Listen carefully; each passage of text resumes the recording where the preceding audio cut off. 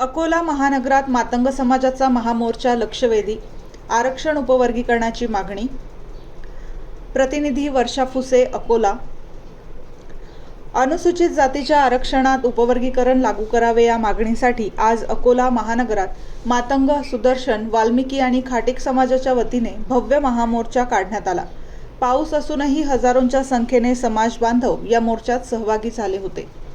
मातंग समाजाच्या वतीने काढण्यात आलेल्या या महामोर्चात अकोला जिल्ह्यातील अकोट, मुंडगाव, रौंदळा, जवळका, अकोली, कुटासा, पळसोद, शिवपूर, दहीहांडा यासह ग्रामीण भागातून युवक, महिला, विद्यार्थी आणि ज्येष्ठ कार्यकर्त्यांनी स्वखर्चाने सहभाग नोंदवला.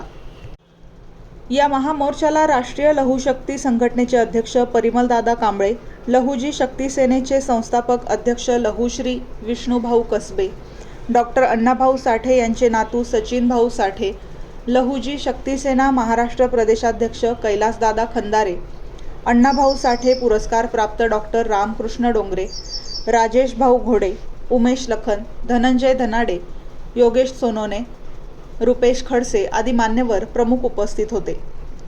अकोट तालुका साहित्यरत्न लोकशाहीर अण्णाभाऊ साठे समितीचे संस्थापक अध्यक्ष प्रभुभाऊ गवई, उपाध्यक्ष राजूभाऊ तायडे, सचिव अनिलभाऊ तायडे यांच्यासह समितीचे सर्व पदाधिकारी आणि कार्यकर्ते मोठ्या संख्येने उपस्थित होते. पिवळ्या झेंड्यांसह आणि डफण्यांच्या गजरात हा मोर्चा शहरातील प्रमुख मार्गांनी काढण्यात आला. संविधानाला अपेक्षित सामाजिक न्याय व समता प्रस्थापित करा अशा घोषणांनी संपूर्ण अकोला शहर दणाणून गेले. पोलीस बंदोबस्तात हा मोर्चा शांततेत आणि शिस्तबद्ध पद्धतीने पार पडला.